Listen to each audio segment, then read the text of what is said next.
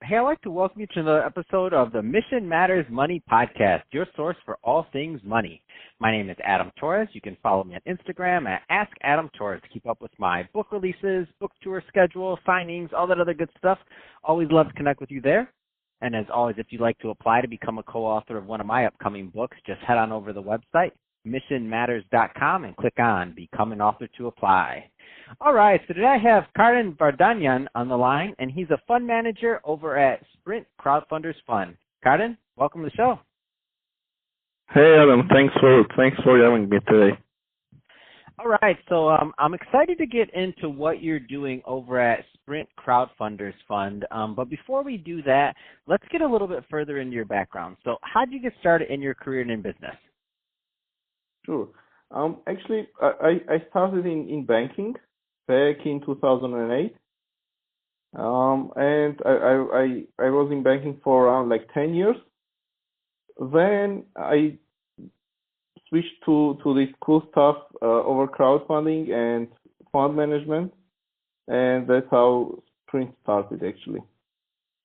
So I think that's a great transition, Karen. Let's get into Sprint Crowdfunders Fund. Tell us a little bit more about the fund and what you're doing. Mm-hmm.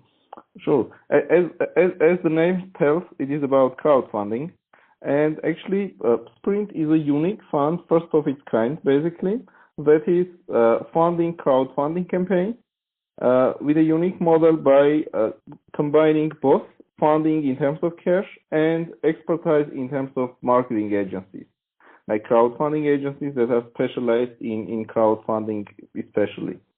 What's the uniqueness of the model? It's that we mandatorily fund campaigns whenever they work with one of our partner experts. And with this model, we are ensuring the success of the money spent.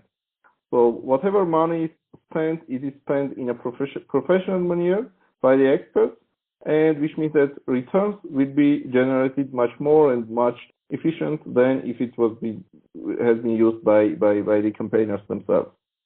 So the one regularity is that we are providing the cash right into the hands of the expert partners, not to the campaigners, or if at some scenario we provide it to the campaigners directly, even in that case we mandate them to use it through the partners we work with.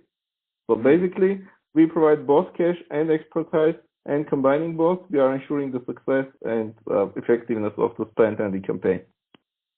Wow, that's awesome. And I mean, you're right. That is a very different model because it sounds pretty efficient, like for the supply chain of what you're doing. Can you give us an example of maybe some of the things you've done, some of the companies you've worked for, the things that are public out there? Sure. I mean, actually, we have funded already over 45 campaigns. We started back in 2018.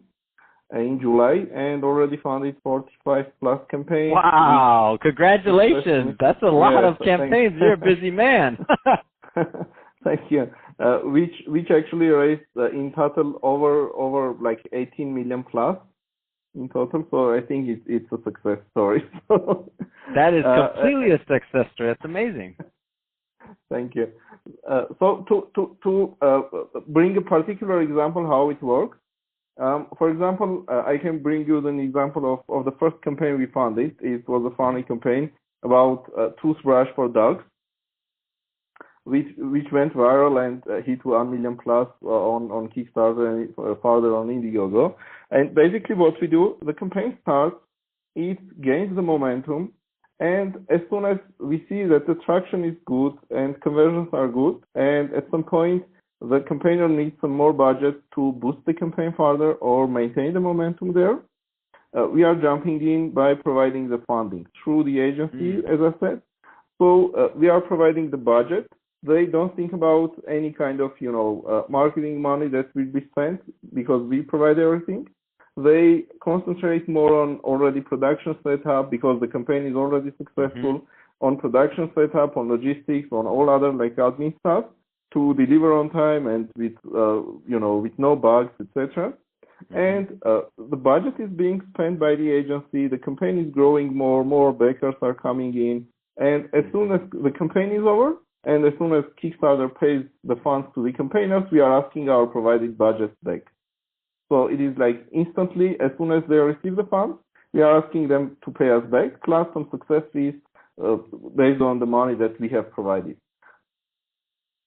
Wow, So that's a big thing that you're doing. And for those of you that are listening that aren't familiar with the crowdfunding space or how those campaigns work, so sometimes, and I've heard a couple of success stories. So the one that I remember seeing their co-founder speak about it was Cards Against Humanity, and that was a big one of the big ones that blew up from the early days of crowdfunding. And they had this idea, and they started selling so many that it became, and they didn't really have the supply chain back end because you wouldn't. It's impossible to have predicted the type of success that it would have, and even if you could, there wasn't the money there, right? Because you need the money first. Right. So they had to create a complete supply chain on how to send these Cards Against Humanity cards around the entire world, where they didn't even have that figured out, and they couldn't have. I mean, think about it. You create a card game, you're like, oh, then it goes viral, then you have all these orders, and you're like, holy smokes, I have to figure out how to ship these things on time. But the normal model, not using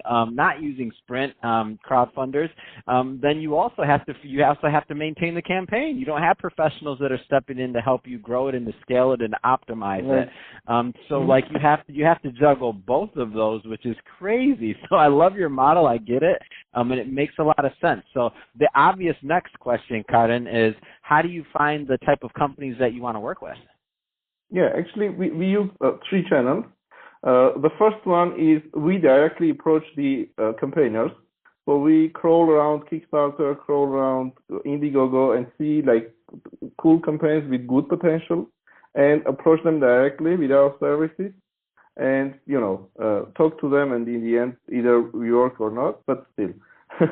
And the second channel is referrals by the agency. So campaigners first go to the agencies with their idea, with their campaign, and seeing the potential, the partner agencies are, advising to have at least an X amount of budget to have this campaign really cool on and with hitting all the goals and, to make it a really viral campaign. And if there is a lack of budget, then they are referring to us.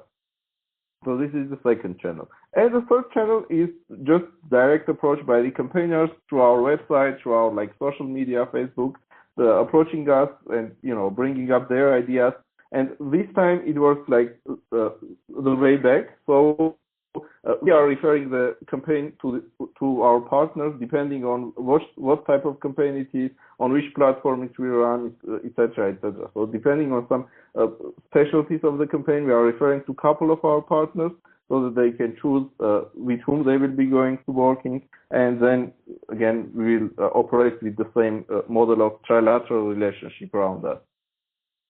Man, that's exciting. I love it. It's a great model. It makes a lot of sense. Also, it's not like your deal flow is ever gonna dry up, and it makes sense. And you're providing there's always gonna be somebody. Right now, I'm already thinking. I'm like, oh man, I want a crowd. What do I get? Where's my product, Karen? I want to launch something. I don't have anything. It's okay. I don't have anything good to bring to your attention. If I did, I'd be like, come on, I'm launching. But I'd have to be successful enough to get on your radar. So I don't know. Might not work. There you go. I'm just a podcaster. I'll figure that one out next time. But I love the model. You can try. Thank you for the consolation. I can try. Oh man. So that being said, Karen, so do you also take on investors, or is this all? Do you also take on outside investors that want to back the fund, or how does that part of it work, or is it all just private? Sure. Actually, Sprint is basically it's an equity fund with all the equity fund rules and structure. So from one side, it is funding crowdfunding campaigns. From another side, it is taking on private investors who are, have some funds set aside and can mainly, let's say, with less risk, attract to gain some attractive gains on their money. And to bring up some numbers, so far we started, as I mentioned, in 2018, and so far we have grown around 47%. in terms of net asset value. So basically, that was the gain for the investors totally. So and what are the mm-hmm. right type of investors that make sense for your type of fund? All right. So we usually seek for investors who are engaged in any kind of and would like to be engaged in innovation sphere, because crowdfunding is more of an innovation type of product. And from another side, they are less, more risk averse, to say, right? So less risk takers, or they are doing a portfolio with their risky investments, say angel investments, or maybe even higher stages of startup investments. Plus, they are including in their portfolio Sprint, and with this, they are somehow hedging the risk around the innovation sector, right, in their overall portfolio. So these are the types of investors that we are looking for. So, Karen, if somebody's listening to this and they want more information on Sprint Crowdfunders Fund, what's the best way for them to reach out?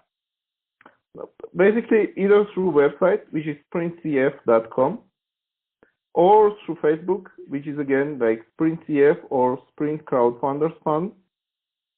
Otherwise, they can just email me at karen.vardanyan@sprintcf.com. Perfect. Well, hey, Karen, been great having you on the show today, catching up and learning more about what you're doing over at Sprint Crowdfunders Fund. And to the audience, as always, thank you for tuning in. Hope you got a lot of value out of this. If you did, don't forget to subscribe to the podcast. Leave me a review on the Apple iTunes Store. If you're listening this on our YouTube channel, Mission Matters Money, give us a subscribe there, but also leave us some comments in the comment section. Love to know what kind of things you're working on and what's going on your neck of the woods. And Karen, thanks again for coming on the show.